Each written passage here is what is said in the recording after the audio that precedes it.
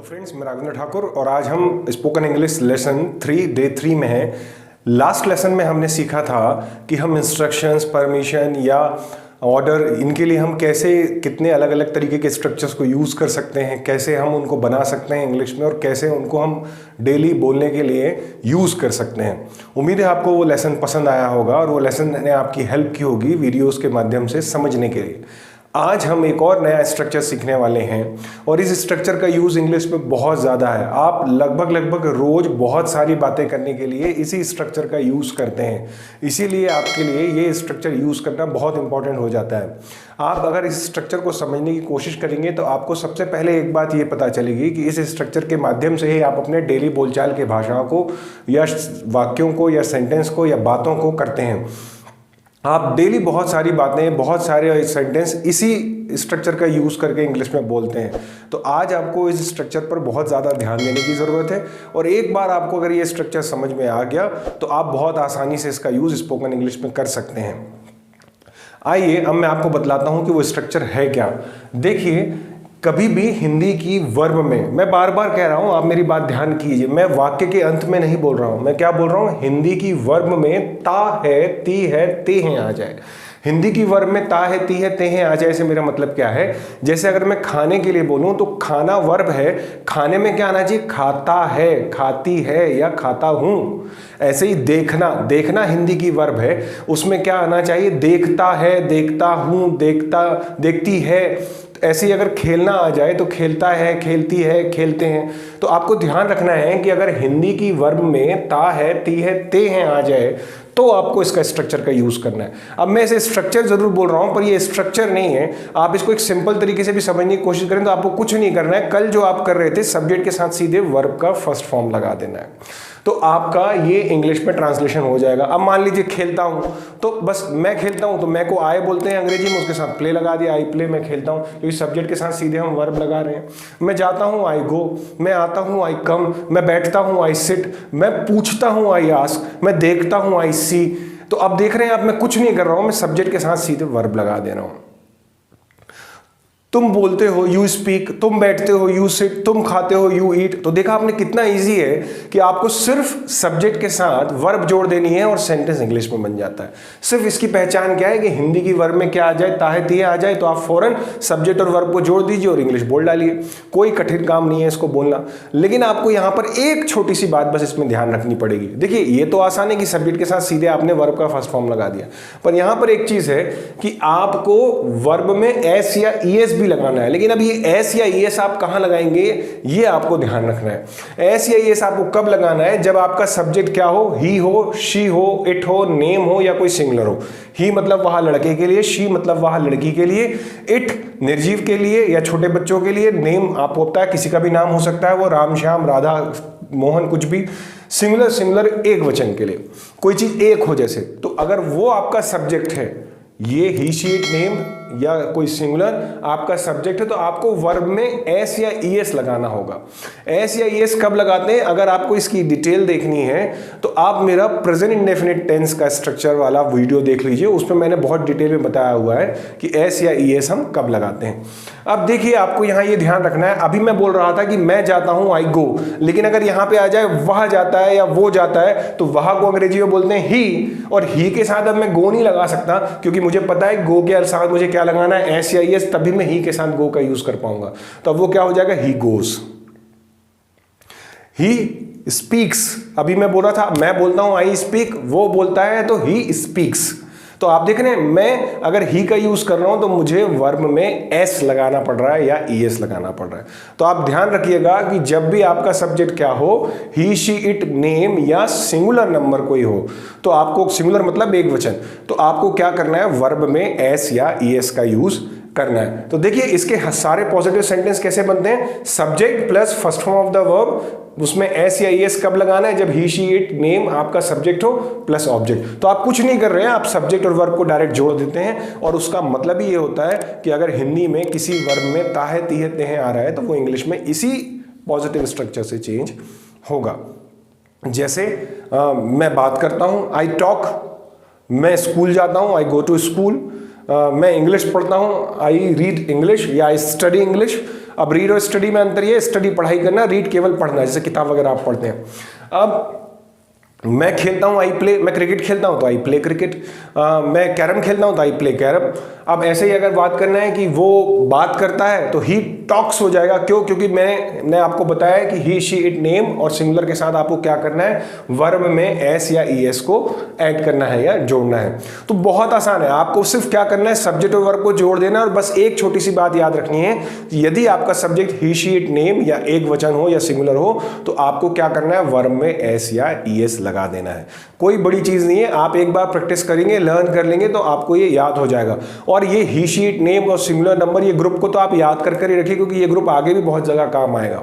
आपको helping verb में भी इसका बहुत सारा यूज है, तो आप बहुत आसानी से इसको लर्न करके आगे यूज कर सकते हैं अगर आपने अभी इसको याद कर लिया तो देखिए, subject plus first form of the verb S या ईएस प्लस ऑब्जेक्ट यदि पॉजिटिव है तो, जैसे मैं बोलता हूं आई स्पीक, मैं लिखता हूं आई राइट, मैं पढ़ता हूं आई रीड, मैं गाता हूं आई सिंग, मैं खेलता हूं आई प्ले।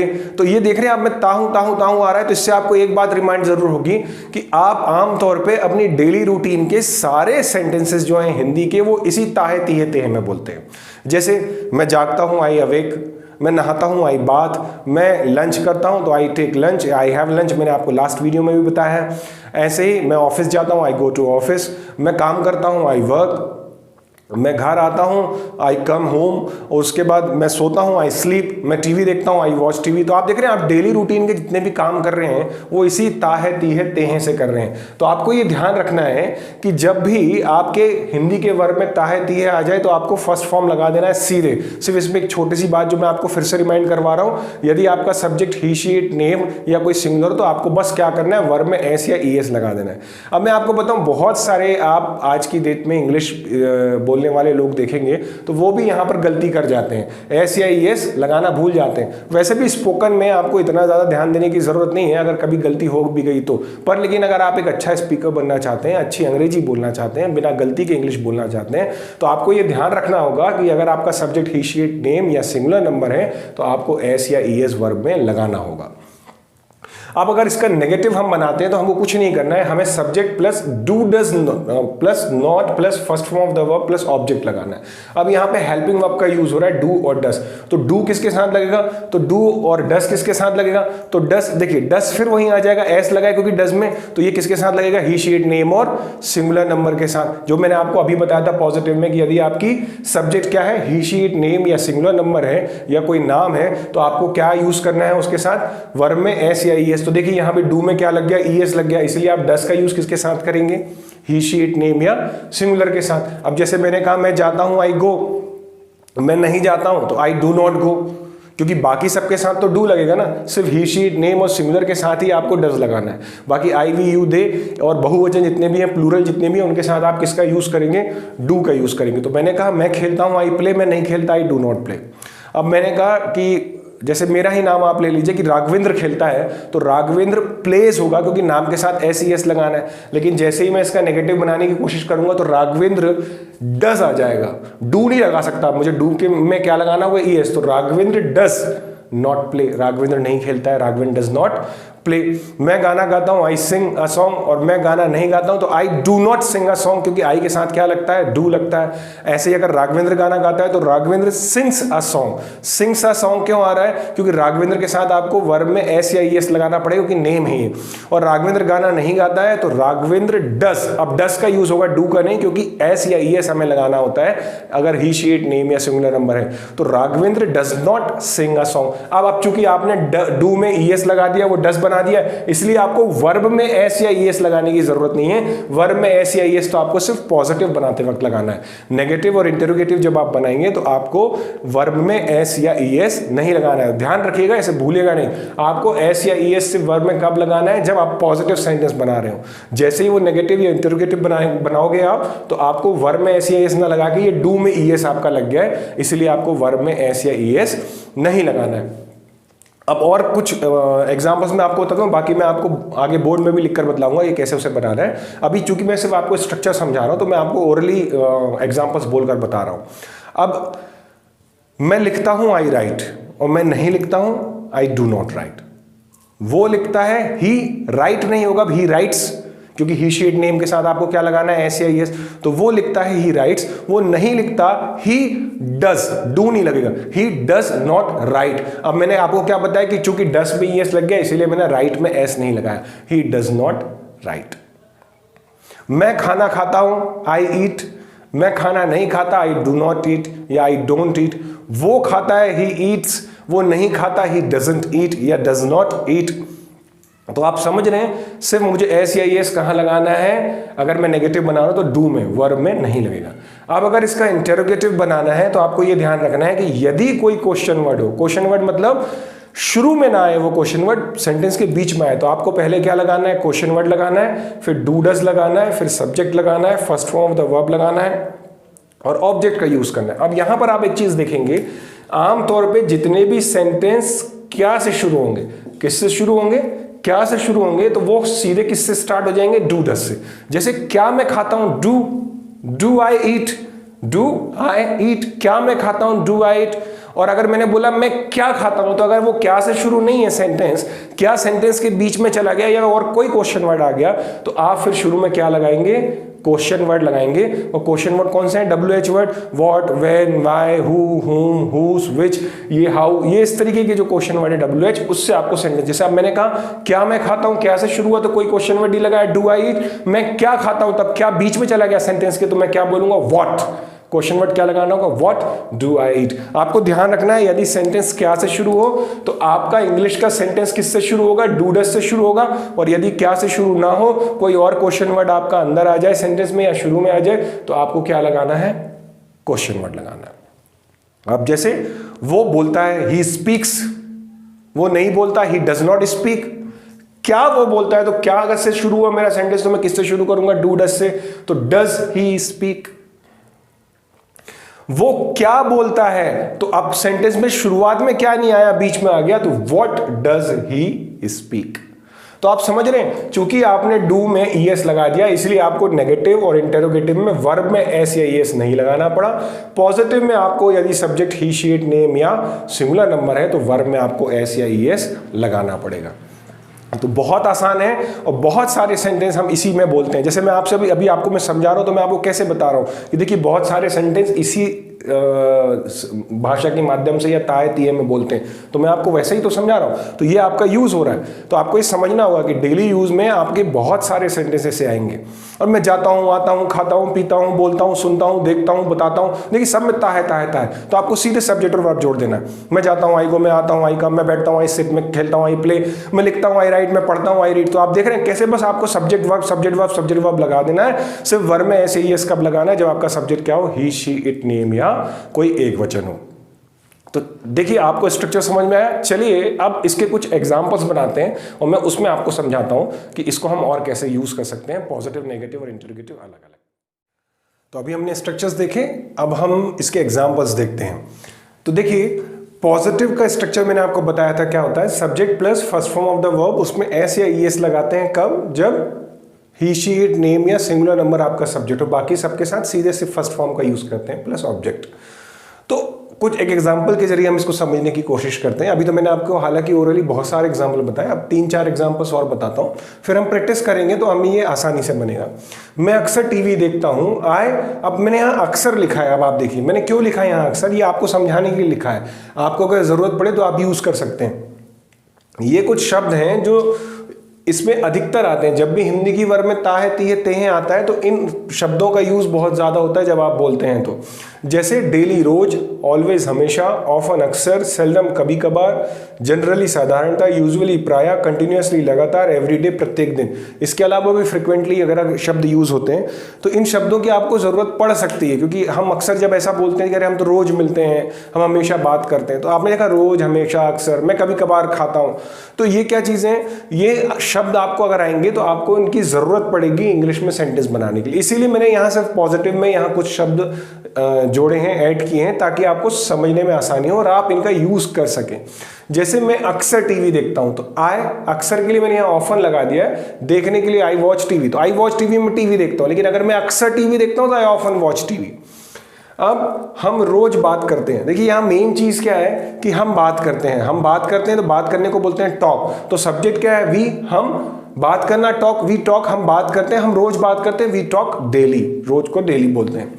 वह हमेशा गाना गाता है, वह हमेशा गाना गाता है, तो इसका मतलब क्या है कि वह गाना गाता है, मेन चीज ये है, तो ही सिंग्स अ सॉन्ग, वह गाना गाता है। लेकिन अगर वह हमेशा गाना गाता है तो हमेशा को इंग्लिश में बोलते हैं always, he always sings a song. तो देखिए सेंटेंस आपका वही है, आपको ये रोज अक्सर हमेशा आ रहे हैं तो आप उसमें एक शब्द ऐड करते जा रहे हैं। मैं हंसता हूं, आई लाफ, लाफ मीन्स हंसना।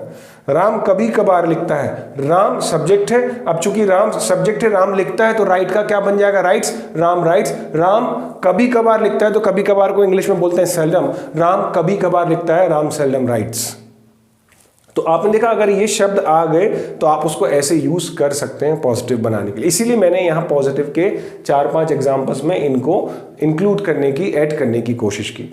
अब देखिए जब हम इसका नेगेटिव बनाते हैं, तो जब हम नेगेटिव बनाते हैं तो मैंने आपको बताया सब्जेक्ट के बाद यहाँ क्या लग जाता है, डू डस, और डू डस के साथ क्या लगाना होता है, not plus first form of the verb plus object. अब यहाँ पर हम क्या कर रहे हैं, यहाँ पर हम वर्ब फर्स्ट फॉर्म के साथ एस या ईएस क्यों नहीं लगा रहे, क्योंकि ऑलरेडी हमने डू या डस में, डू में ईएस लगाकर उसको डस बना दिया है ना। तो इसीलिए जब डस आएगा तो उसके साथ किसके साथ लगेगा, वो जब हमारा सब्जेक्ट क्या होगा, ही शी इट नेम या सिंगुलर नंबर। अगर हमारा सब्जेक्ट हम उसके साथ क्या लगाएंगे, डस, बाकी सबके साथ हम क्या लगाएंगे, डू लगाएंगे। जैसे मैं टीवी नहीं देखता हूं तो आई के साथ क्या लगेगा, डू, क्योंकि डस तो लगता है सिर्फ ही शी इट नेम या सिंगुलर के साथ। तो आई डू नॉट, मैं नहीं, आई डू नॉट मैं नहीं देखता, आई do not watch TV, I do not watch TV, मैं टीवी नहीं देखता। हम बातें नहीं करते, हमको बोलते हैं वी के साथ भी क्या लगेगा, डू, क्योंकि डज लगता है ही शी इट नेम और सिंगुलर के साथ। तो हम बातें नहीं करते, वी डू नॉट, बात करने को क्या बोलते हैं, talk, we do not talk, हम बातें नहीं करते हैं।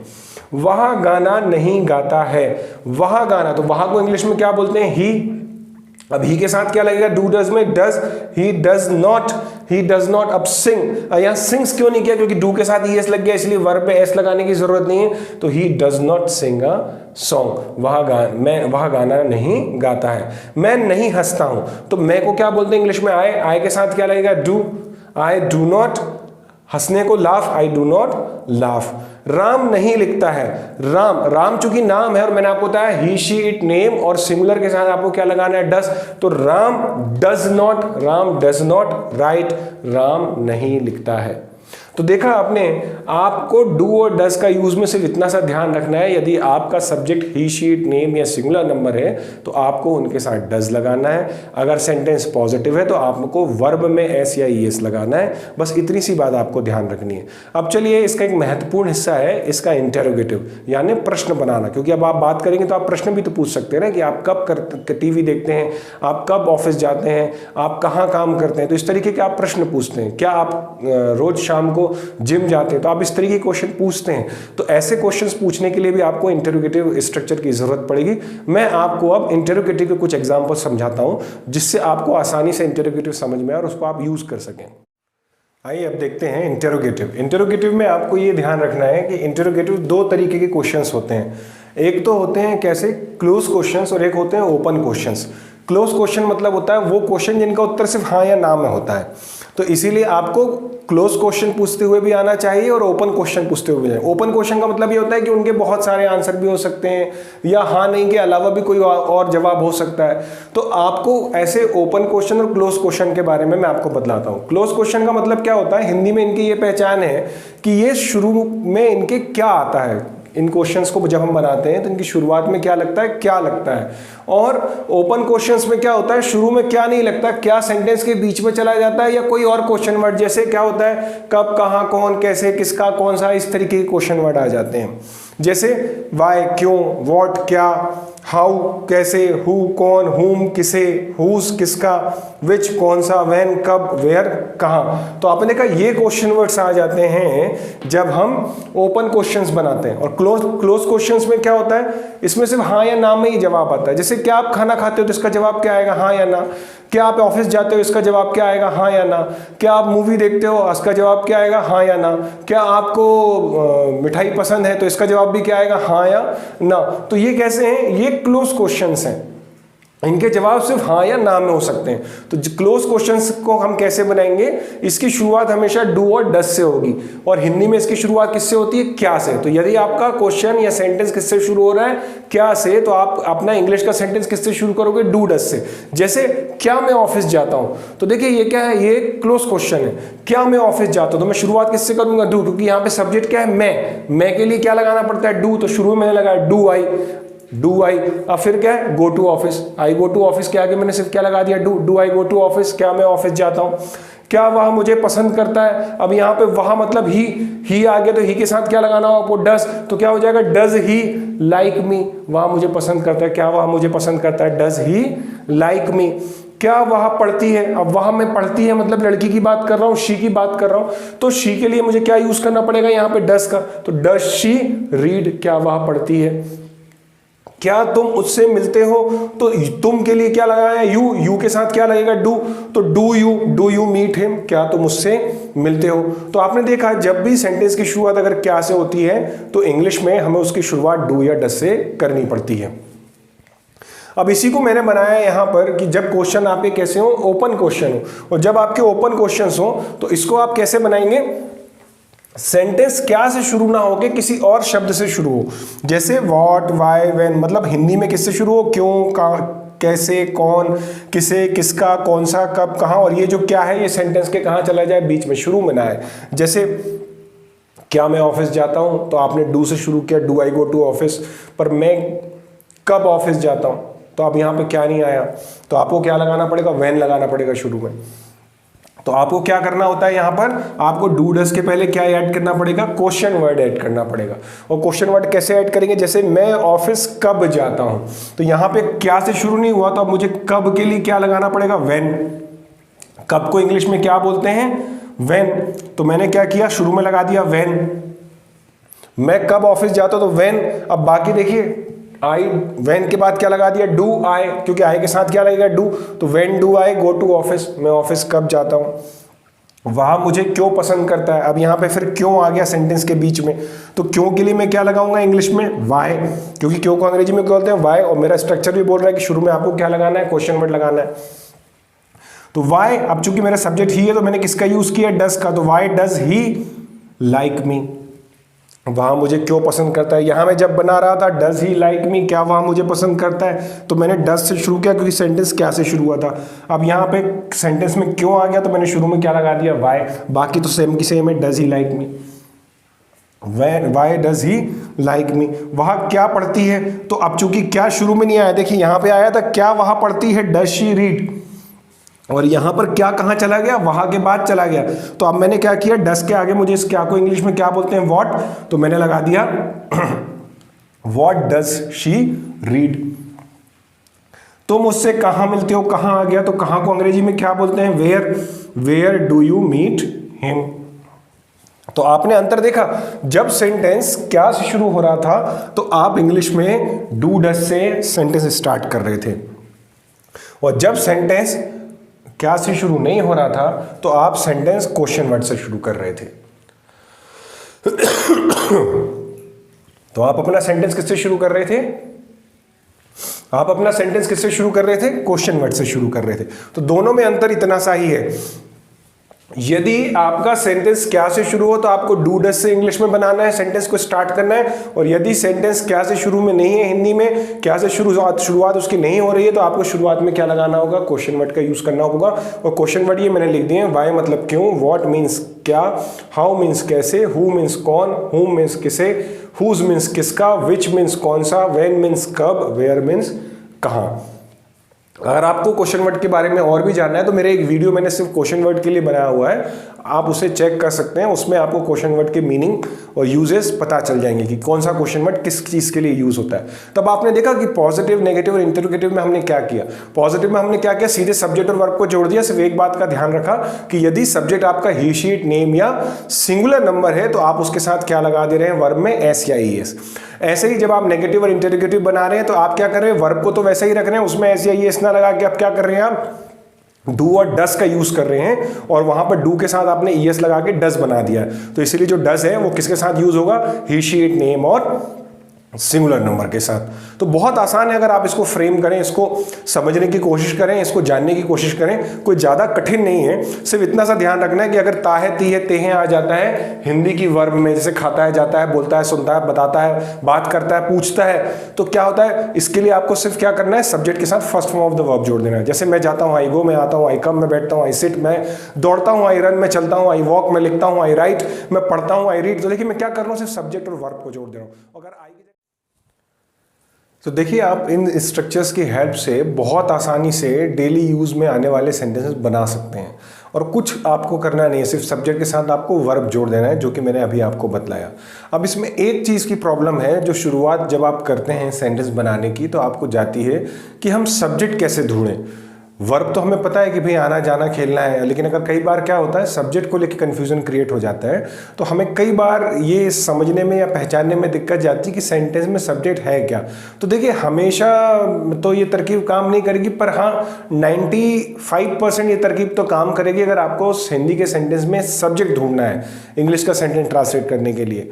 तो देखिए आप सेंटेंस से सिर्फ ये पूछ लीजिए कौन। जैसे मैंने कहा कि मैं टीवी देखता हूँ, तो कौन देखता है, मैं, तो सब्जेक्ट क्या हो गया, मैं। या आप पूछ लीजिए किसने, जैसे उसने मुझे बताया, किसने, तो उसने। तो ये किसने, कौन, अगर क्या, कभी कभी क्या भी अगर आप सेंटेंस पूछते हैं तो आपको सब्जेक्ट में ढूंढने में या उसको पहचानने में आसानी जाती है। तो आपको क्या करना है, जब आपका हिंदी का सेंटेंस आ जाए तो आप उसमें सिर्फ ये पूछने की कोशिश कीजिए अपने आप से कि कौन कर रहा है, किसने किया है, या क्या है। तो क्या तो एक्चुअली बहुत कम काम करता है, पर कौन और किसने तो ज़्यादा आसानी से काम करता है सब्जेक्ट पहचानने के लिए। जैसे वो रोज़ सुबह अखबार पढ़ता है, तो कौन पढ़ता है, तो वो, तो सब्जेक्ट क्या हो गया, वो। या तुम मुझसे हमेशा बात करते हो, तो कौन बात करता है, तुम, तो सब्जेक्ट क्या हो गया, तुम। तो कभी भी आपको अगर सब्जेक्ट पहचानने में दिक्कत जाए तो आप क्या करिएगा, कौन या किसने पूछ लीजिए अपने सेंटेंस में, तो आपको सब्जेक्ट पता चल जाएगा। अब चलिए वापस आते हैं अपने स्ट्रक्चर पर। हमने आपसे अभी बताया कि हमने जो स्ट्रक्चर सीखा है वो डेली यूजेस के सेंटेंस में ज़्यादा यूज़ में आता है। जैसे मैं सुबह उठता हूँ, फिर मैं नहाता हूँ, फिर मैं तैयार होता हूँ, फिर मैं ऑफिस के लिए निकलता हूँ, फिर मैं वहाँ पर लंच लेता हूँ, काम करता हूँ, शाम को वापस घर पर आता हूँ, सोता हूँ, परिवार के साथ मिलता हूँ, टीवी देखता हूँ। ऐसे बहुत सारे काम हैं जो डेली आप करते हैं, और डेली करने के साथ साथ क्या होता है, इनको जब इंग्लिश में बनाना होता है तो आप ऐसे ही बनाएंगे, सब्जेक्ट और वर्ब को जोड़ देंगे। तो कठिन कुछ भी नहीं है। देखिए सिर्फ प्रैक्टिस कीजिए। आप दिन भर जो काम कर रहे हैं उसको प्रैक्टिस करने की कोशिश कीजिए। जैसे मान लीजिए मैं टीवी देख रहा हूं, तो मैं अपने आप से बोलूंगा मैं टीवी देखता हूं, आई वॉच टीवी। तो मैं उसको वहीं के वहीं सेंटेंस को प्रैक्टिस करने की कोशिश करूंगा। अब मान लीजिए मैं कुछ लिख रहा हूं, तो मैं बोलूंगा मैं लिखता हूं। तो मैं वो लिखता हूं को अंग्रेजी में कैसे बोलेंगे, आई राइट। तो मैं उसको इमीडिएट अपने माइंड में ट्रांसलेट करने की कोशिश करूंगा। वो देखता है, ही सीज। अब वो बात करता है, ही टॉक्स। वो मिलता है, ही मीट्स। तो आप क्या कर रहे हैं, जो भी आपको दिखता है दिन भर में, और आप इस स्ट्रक्चर की हेल्प से उसको अगर इंग्लिश में बना सकते हैं, और या आपकी डेली बातचीत करने में अगर इस तरीके के कोई सेंटेंस आ रहे हैं जिनके आखिरी में ता है, ती है, ते हैं आ रहा है, तो आप उसकी कोशिश कीजिए कि आप उसको कैसे इंग्लिश में ट्रांसलेट करेंगे। बिल्कुल कठिन नहीं है, बहुत आसान है। बस इतना है कि जितना आप प्रैक्टिस करेंगे उतनी आसानी से ये स्ट्रक्चर आपको समझ में आएगा और आप इसको यूज करना सीखेंगे। तो जितना ज़्यादा आप बोलते जाएंगे उतना ज़्यादा आप हैबिचुअल हो जाएंगे इस सेंटेंस को आसानी से इंग्लिश में ट्रांसलेट करने के लिए। तो एक बार फिर से रिमाइंड करवा देता हूं मैं आपको, एक छोटा सा एक शॉर्ट रिवीजन आपको दे देता हूं। यदि ता है, ती है, ते हैं आ जाता है, जैसे खाता हूं, देखता हूं, सोता हूं, बोलता हूं, पूछता हूं, बात करता हूं, तो आपको क्या करना है, सब्जेक्ट के साथ सीधे वर्ब लगा लेना है। इसमें से एक छोटा सा नोट आपको ये ध्यान रखना है, यदि आपका subject he, she, it, name या सिंगुलर नंबर हो तो आपको वर्ब में एस या ईएस लगाना है। दूसरी बात आपको एक और ध्यान रखनी है कि जब इसका नेगेटिव और इंटरोगेटिव बनाते हैं तो उसमें वर्ब में एस या ईएस नहीं लगता। क्यों? क्योंकि इसमें हेल्पिंग वर्ब डज लग जाती है। हम डू में ईएस लगा डज बना देते हैं। तो इसीलिए जब ही, शी, इट, नेम या सिंगुलर नंबर आएगा तो हम डू डज में डज का प्रयोग ही, शी, इट, नेम और सिंगुलर नंबर के साथ करेंगे, और आई, वी, यू, दे के साथ डू का प्रयोग करेंगे। चूंकि हमने डू में ऑलरेडी ईएस लगा दिया है और उसे डज बना दिया है, इसीलिए अब हम क्या करेंगे, हम वर्ब में एस या ईएस नहीं लगाएंगे। तो बस ये इतना सा स्ट्रक्चर है। तीसरी बात आपको एक और याद रखनी है इसमें कि इसके इंटरोगेटिव दो प्रकार के होते हैं। एक होता है close question, open question. Close question वाले कैसे होते हैं, जिनका जवाब सिर्फ हाँ या ना होगा। तो इसकी पहचान कैसे है? हिंदी में अगर ये क्या से शुरू हो, तो क्या से शुरू होंगे तो इंग्लिश में आप किससे स्टार्ट करेंगे सेंटेंस? डू या डस से। और यदि इसके अलावा कोई और क्वेश्चन वर्ड आ जाए तो आपको उसे इंग्लिश में शुरू में ट्रांसलेट करके लगाना होगा, फिर डू डस, फिर सब्जेक्ट प्लस फिर first form of the verb plus object का आप यूज करेंगे। तो बस इतनी सी कहानी है ताहे तीहे तेहे की। जितनी आप प्रैक्टिस करेंगे उतना ज़्यादा आपको आएगा। तो ठीक है, मिलते हैं अगले लेसन में। उम्मीद है आपको ये समझ में आया होगा, और अगले लेसन में हम और भी नए स्ट्रक्चर की डिटेल्स जानेंगे और उन्हें इंग्लिश में ट्रांसलेट करने की कोशिश करेंगे। Thank you very much.